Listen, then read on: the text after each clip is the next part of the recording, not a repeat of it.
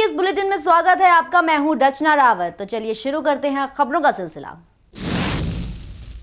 अलीगढ़ में UP police की करतूत देखकर सभी दंग रह गए। पूरा मामला कस्बा छर्रा का है, जहां नशे में डूबे सिपाही की हरकतें देखकर लोग दंग रह गए। दरअसल छर्रा थाने के कांस्टेबल प्रवीण कुमार ने ठेके पर अपने साथियों के साथ शराब पी थी। साथी तो चले गए, लेकिन नशे में धुत सिपाही चौराहे पर खड़ा अपना रौब झाड़ता रहा और वहां खड़े लोगों को दिखाता रहा। वहां खड़े सभी लोग ये तमाशा देख दंग रह गए और पिस्टल लेकर हवा में फायरिंग करने लगा। ये देखकर वहां के दुकानदार भाग खड़े हुए। थोड़ी ही देर बाद थाना पुलिस वहां आ पहुंची और अपने साथी सिपाही को अपने साथ ले गई। वन विभाग ने जिले में 24 लाख पौधे लगाने के कार्यक्रम की शुरुआत की है। ये शुरुआत हमीरपुर जिले में हुई। इस कार्यक्रम का उद्घाटन सूबे के श्रम सेवा योजना मंत्री मन्नू कोरी ने किया। इस कार्यक्रम में मंत्री जी ने कुछ ऐसे बोले जिसको सुनकर वहां मौजूद सभी लोग शर्मसार हो गए। मंत्री जी का कहना है कि पेड़ पौधे अब कार्बन डाइऑक्साइड देने लगे हैं, जो आम लोगों के लिए बहुत जरूरी है। इस बात से सभी को पता चलता है कि मंत्री जी की नॉलेज कितनी वीक है। 10 लाख का लक्ष्य है और इसमें अभी 400 पेड़ लगाए जा रहे हैं और इसमें आंवला है, पीपल है, शंखनी है। ये सम्माननीय मुख्यमंत्री जी के द्वारा कार्यक्रम जारी है। 1 तारीख से 7 तारीख तक पेड़ लगाए जाएंगे और जिसमें हमारे माननीय अशोक चंदेल साहब भी हैं, मनीषा अनुरागी जी हैं, मैं भी राज्य मंत्री साथ में हूं और सभी कार्यक्रम नियम अनुसार सब चल रहे हैं और इसका लक्ष्य इतना अच्छा रहेगा कि हमारे लिए कार्बन डाइऑक्साइड मिलेगी। उल्टी दिशा में घूमती है घड़ी की सुई। जी हाँ, इस घड़ी की खासियत ये है कि घड़ी की सुई उल्टी दिशा में घूमती है मगर समय सही दिखाती है। नई तकनीक से बनाई गई ये घड़ी रंग लाई है। शुरुआत में लोगों को इस बात का यकीन नहीं हुआ, लेकिन अब सबने इसे अपनी आंखों से भी देख लिया है। बलविंदर सिंह का कहना है कि कुछ दोस्त उल्टी घड़ी बनाने की आइडिया पर बात कर रहे थे। इसी दौरान एक करीबी रिश्तेदार ने उल्टी घड़ी बनाने की चुनौती दी। इसे उन्होंने चैलेंज के रूप में लिया और इस पर काम करना शुरू कर दिया था। 2 महीने के बाद बनी ये घड़ी सच में रंग ले आई। रोवाना घड़ी का उपयोग इसलिए किया जाता है क्योंकि प्राचीन काल से जो हमारे पूर्वजों ने अपनी संस्कृति को बनाए रखने के लिए जो दाएं से बाएं की ओर जो घड़ी का निर्माण किया गया है, वो जिस प्रकार से हम चक्की चलाते हैं वो दाएं से बाएं ही चलती है और उसी प्रकार से जब कृषि कार्य के लिए हल को भी चलाते हैं तो हम दाएं से बाएं की ओर ही चलाते हैं। ये जो मैं 40 सालों से मैं घड़ी का धंधा कर रहा हूँ, मैं बेच रहा हूँ, लेकिन ये 40 सालों में मेरा नज़र में अभी तक ऐसा कोई घड़ी नहीं आया ना कोई कंपनी की तरफ से कोई घड़ी आया हमारे सामने। उल्टा घूमता हुआ घड़ी अभी तक मेरा नज़र में नहीं आया ना। ये तो आश्चर्य की बात है ना, क्योंकि जो इतना बड़ा बड़ा कंपनी है, जब इस तरफ को अगर सीधा जैसे घूमता है, वो अगर उल्टा तरफ से घूमेगा तो मतलब एक कंपनी की तरफ से आना चाहिए था ना।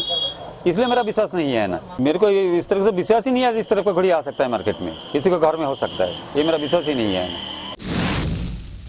योगी सरकार की सख्ती का असर उत्तर प्रदेश पुलिस पर दिखने लगा है। पुलिस को मिली बड़ी कामयाबी, किया डकैती करने वाले गिरोह का पर्दाफाश। मामला रामपुर का है, जहां पुलिस ने लूट के सामान समेत 3 बदमाशों को पकड़ा है। क्राइम ब्रांच और थाना मिलक की टीम ने डकैती करने वाले गिरोह के 3 बदमाशों को पकड़ लिया है और 3 अभी फरार है, जिनकी तलाश अभी जारी है। पुलिस के मुताबिक इनका पुराना आपराधिक रिकॉर्ड है। थाना मिलक में कुछ समय पूर्व एक डकैती हुई थी, जिसमें कि 3 घरों में डकैती डाली गई थी। वो अभियोग दर्ज कर पुलिस ने विवेचना जारी रखी थी। उसी क्रम में आज सुबह सूचना मिली कि ये तीनों अपराधी लूट का माल लेकर, डकैती का माल लेकर बेचने के लिए निकले हैं और बंटवारा करने के लिए निकले हैं। इसी सूचना पर कार्रवाई करते हुए पुलिस ने इन तीनों को गिरफ्तार किया है और तीनों के पास से जो डकैती में चांदी, सोना और पैसे गए थे वो 100% बरामदगी हुई है और इसमें 3 अन्य अभियुक्त हैं जो अभी वांछित हैं, उनकी तलाश। मथुरा के 1 दिवसीय दौरे पर पहुंचे ऊर्जा मंत्री श्रीकांत शर्मा। जहां मथुरा के गोवर्धन गिरिराज महाराज की पूजा अर्चना की। वहीं पूजा अर्चना करने के बाद ऊर्जा मंत्री ने परिक्रमा का निरीक्षण किया, साथ ही गिरिराज महाराज की परिक्रमा भी लगाई। एक दिवसीय दौरे पर पहुंचे ऊर्जा मंत्री श्रीकांत शर्मा गोवर्धन में होने वाले मुड़िया मेला की व्यवस्थाओं का भी जायजा लिया और जिला प्रशासन को मेले की चाक चौबंद व्यवस्था के लिए निर्देश दिए। वहीं ऊर्जा मंत्री श्रीकांत शर्मा ने बताया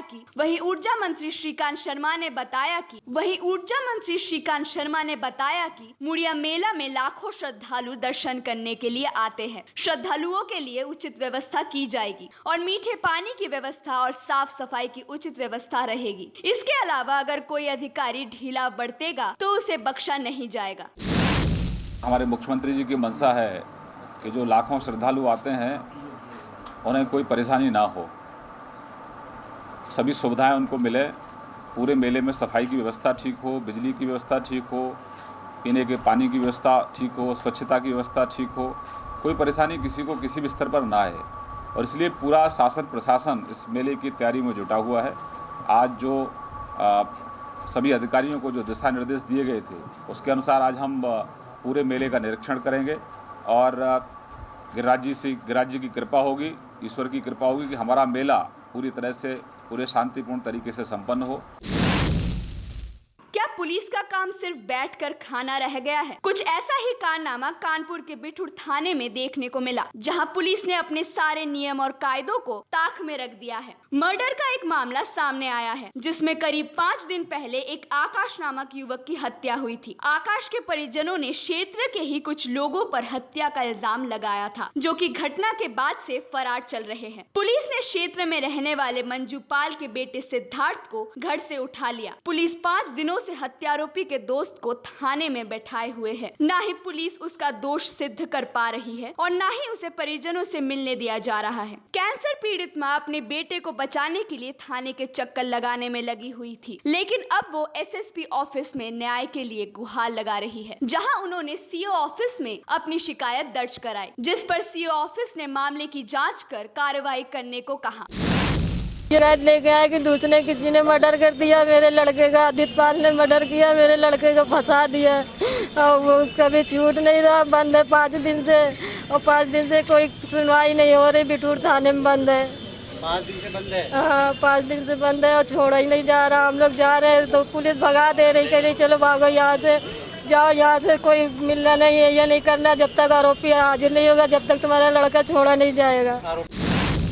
प्रकरण के संबंध में मैंने एसओसी वार्ता की है और सीओ कल्याणपुर से अभी तत्काल निष्पक्ष कार्रवाई कराने के लिए मैंने कहा है कि जो भी नियमानुसार सही कार्रवाई है आज ही डिसीजन लेके इसको सुनिश्चित कराना है। उसके पेरेंट्स ने क्या बताया आपको? क्या उसको पीड़ितों ने आरोपी बनाया था? समस्या के समाधान के लिए मैंने सीओ कल्याणपुर से बात कर ली है और जो समुचित निर्देश है उसके प्रार्थना पत्र पे दे दिए गए।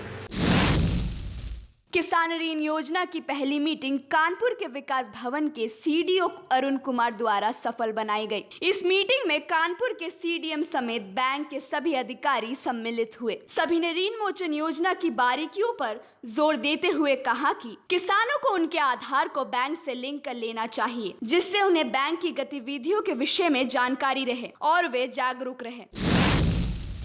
फसल ऋण मोचन योजना के अंतर्गत पहली मीटिंग का आयोजन किया गया था। इस मीटिंग में सभी बैंक के अधिकारी, एलडीएम साहब, जिला कृषि अधिकारी, डीडी एग्रीकल्चर सहित अन्य समिति के सदस्य मौजूद थे। सभी बैंकों को ये बताया गया कि किस प्रकार से उनको डेटा को अपडेट करना है, किस प्रकार से आधार कार्ड लिंक करना है और किस प्रकार से उसकी भूलेख से जाके उसका सत्यापन करना है। इस प्रकार से मीटिंग का जो जीओ जारी हुआ है उससे संबंधित सभी निर्देश सभी अधिकारियों को बताए गए हैं और एनआईसी के द्वारा इसमें ट्रेनिंग भी दी गई है कि किस प्रकार से पोर्टल को उस पर अपडेट करना है।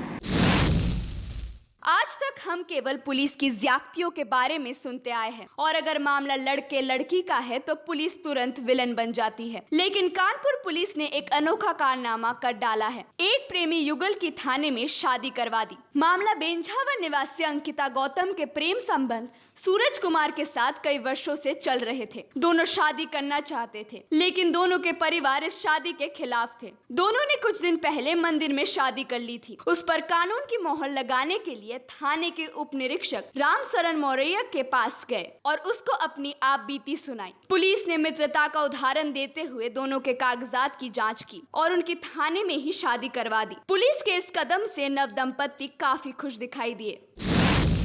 सर अजीब तो लग रहा है मगर क्या करें, मजबूरी है। मेरे घर वाले इस चीज़ के लिए माने नहीं, इसलिए हम लोगों ने मजबूरी में कदम उठाया। सर पहले हम लोगों ने अपने घर में बात करी मगर मेरे घर वाले माने नहीं इस चीज़ के लिए, तो फिर हम लोग अपनी मर्ज़ी से हम लोग भाग गए और फिर वहीं पे मंदिर में हम लोगों ने शादी करी, लेकिन उस शादी की कोई मान्यता नहीं थी वहाँ पे। फिर हम लोग यहाँ आए जी।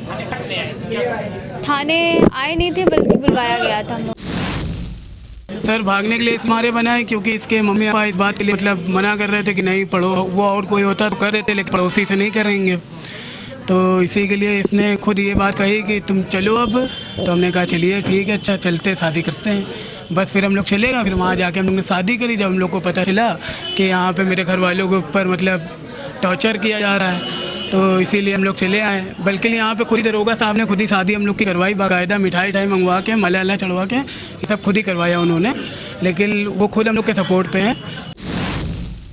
मुकदमा कायम नहीं था, लेकिन लड़की के पिताजी ने कुछ ऐसी झूठी एप्लीकेशन दे रखा था कि मेरी लड़की को भगा ले गया, 1 लाख रुपए लेके लड़की चली गई है। जबकि ये लड़की 24 तारीख को भी फ़ोन भी करके बताई कि मैं मंदिर में शादी कर ली हूँ और खुशी से हूँ, कोई दिक्कत नहीं। लेकिन वो हमारे वरिष्ठ अधिकारियों के पास जगह जगह जाके फरियाद करता रहा कि मेरी लड़की को ऐसे ऐसे उल्टा सीधा भगा ले गया है और उसकी मर्जी नहीं है। तो आज ये स्वेच्छा से आए, इनकी मर्जी पूछा गया, बालिग है ये, जो सुप्रीम कोर्ट का रूल है, बालिग हैं, अपने स्वेच्छा से अपना निर्णय लेने का ये निर्णय ले सकते हैं। में फिलहाल इतना ही। आप बने रहिए इंडिया क्राइम के साथ।